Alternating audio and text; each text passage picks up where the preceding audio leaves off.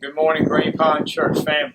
I'm delighted to speak to you. As you can see, we're on the front porch here of our beautiful church building, and I'm looking forward to seeing many of you coming back here in the coming weeks, and as we regather on Sunday mornings. We're going to take some time this morning. It's Wednesday morning, May 27th, and in just about 10 or 11 days, we'll be meeting again here in the church sanctuary, Lord willing. That's our plan on June 7th. So one more Sunday, we'll be doing the video and the virtual sermon and worship that way. And then June 7th, we will be gathering here again in our sanctuary. As many as feel comfortable and safe, and we'll talk more about that. We communicate that in our letters to you. But this morning, we just want to walk you through some of the logistics, just so you'll know and be prepared and anything to help you feel more comfortable. And after viewing this, please share with other people in the congregation. Maybe don't have access to it. If you're able to show them with your phone, something of that nature, that would be a tremendous help, so we can spread this as best we can. But we will all be entering, as we said in the letter, in one entrance and one exit, right here at the front door, which is the easiest access, obviously, to the church. So we'll all be coming in this. There'll be ushers here, so you won't have to open the doors. That way nobody will be handling anything. We'll be ready to receive you, and we look forward to that time. But we're just going to walk you through a few of the logistics this morning. So we will start this way by coming in the front door of the church. And like I said, this will be open for us, and we will enter into the vestibule here. As we enter into the vestibule here, you will have masks, as we communicated to you. If those of you that maybe would desire to wear one and you don't have one, don't have access, we've got disposable masks here, so you could pick one of these up. We'll have them out here in a way that you won't have, nobody else will be touching them. We also will have our bulletins here. They will not be, nobody will have to touch those but yourself, and you just pick one up.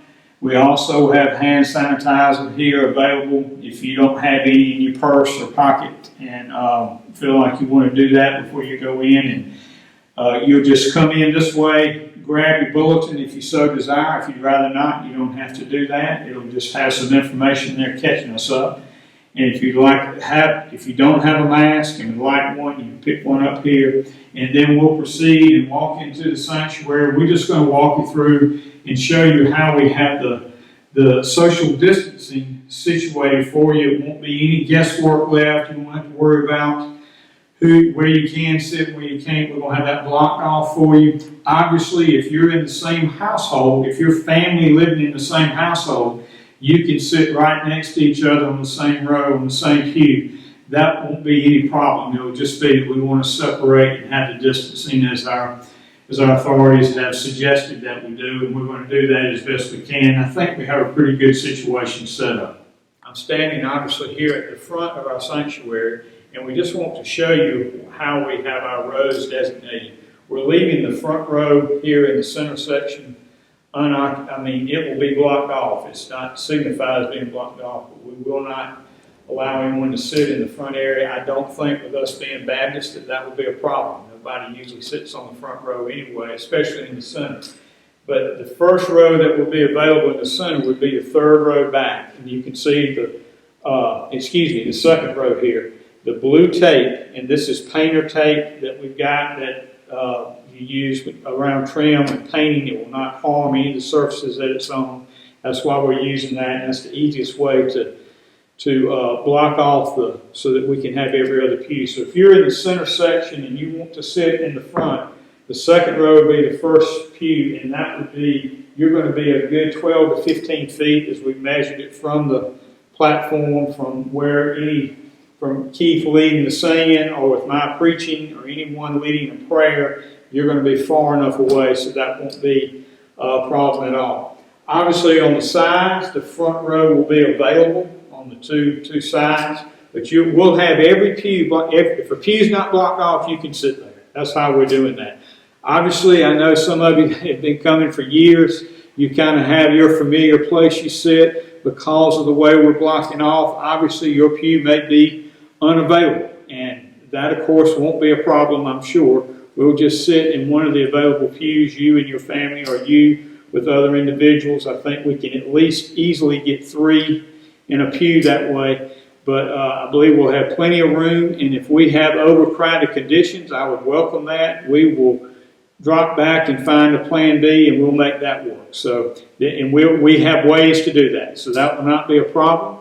But if when you enter the sanctuary, you can sit anywhere you like as long as there's not blue tape blocking off that road, and that should make it simple and easy for everybody.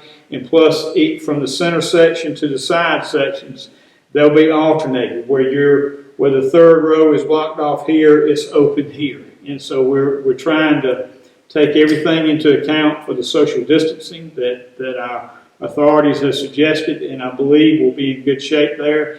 Everything in this sanctuary will be sanitized before you come, and after we exit on that June 7th, at the end of the service, at the end of our worship time, everything will be sanitized again.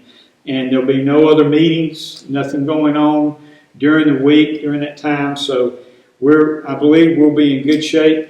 And I think, again, I want to stress, and our deacons and I have communicated this to each other, and I've communicated, I'm sure they have, to individuals when they've spoken with them. You do what is comfortable for you right now, health-wise. We want to make sure that everyone is taken care of. And we've been slow and deliberate in going about this regathering. We're calling it a regathering rather than an opening. We're not opening a business. We are gathering to worship our God. And so we are regathering after a time where we haven't. And that is that will be our emphasis, is for you to come in a place that is safe and secure and as healthy as possible. If you have any reservations concerning your conditions, we respect that, and we will support you in that.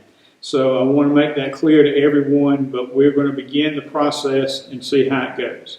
One last thought, restrooms. The restrooms behind the sanctuary that all of you are familiar with will be available, and the doors will be open, and the light will be on. When you finish that, I'll give you some more detail about that in another instance next week. But when you finish in the restroom, when you come out, you don't have to touch the light switch. You don't have to. You obviously will open the door, then deposit your trash, your wipe or whatever after you open the door, and then you leave that door open and the light on. And that way, obviously, if it's closed, it will be occupied, and that's how we'll know that. But again, we're only going to be here an hour. There shouldn't be a lot, or just a little over an hour. It shouldn't be a lot of traffic since we don't have Sunday school before and nothing following after. So that should limit at least, but they certainly will be open for anyone that needs to use the restroom. One last word for this week. This is our last week online as far as that's our only access. I would encourage you, if you haven't been listening, to listen in to the sermon this week. The passage really is instrumental and critical and fundamental for the church. What the mission of the church is, really what Jude goes into. And then we will have that glorious doxology when we meet again on June 7th. So the next 2 weeks and finishing up Jude, I'm really excited about what he stresses in those verses. And I encourage you to listen in if you haven't been able. I think you'll be blessed by God's word in that regard.